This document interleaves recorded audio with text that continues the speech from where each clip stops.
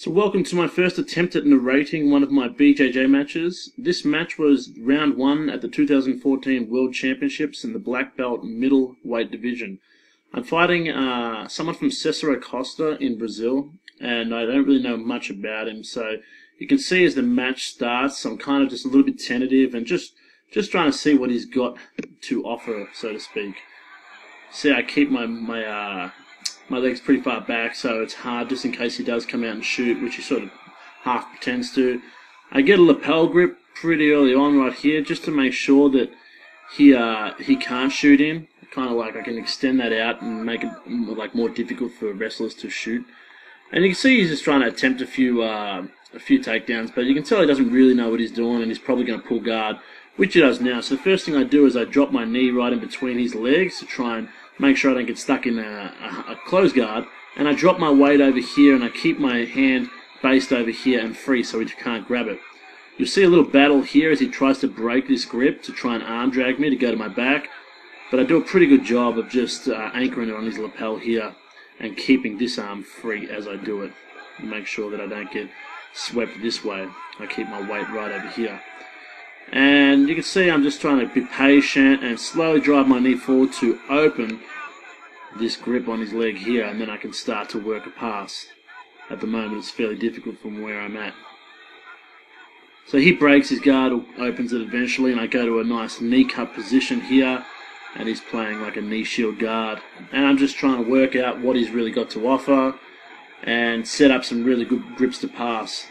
See, a lot of people make the mistake of they pass too early, but like they control the legs and they pass, but they don't really set up the grips to finish it.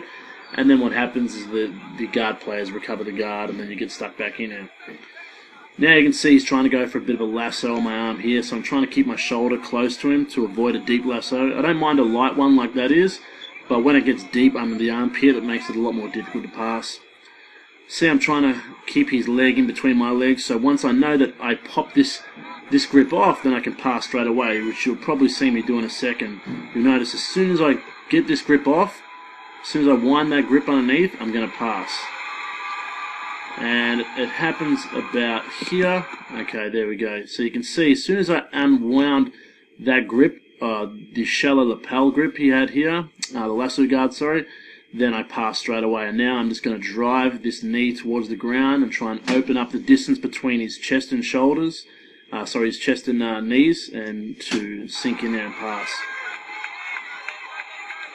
He's doing a good job of like pushing me back, and I allow him to roll, unfortunately, so I have to go for the back instead of landing the pass. As you can see, I've only got one hook in here and the other hook. The referee stops it and goes to check the time, so I'm just going to skip a little bit here. Oops. And he comes back now. So you can see I'm going to try and swing it to the right side of my body to free this hook here, and put the other hook in to get the 4 points. But he's doing a good job with his hand over here, keeping my leg out, which makes it difficult for me to get the other hook. And he rolls, which is a good option for him because he's trying to sort of slide me over the top of his shoulders so I eventually get shaken off. So I just make sure that I try and keep tight to his body and don't slide too far forward or get too opportunistic. And he does a good job at rolling, but unfortunately in the process my leg slips out and I get to a mount here. He's going crazy at the moment, trying to knock me off, and I'm basing out here and just waiting for the points. Now I've got the points, and he puts me back in half guard. So you see quickly I get this underhook before he goes to my back, which is really important when they do have the half guard. You want to have that close side underhook. And now I'm just keeping my body really close to him so he can't re-pummel this underhook, as you can see him doing. And I also get an underhook on this arm, which makes it really difficult for him now.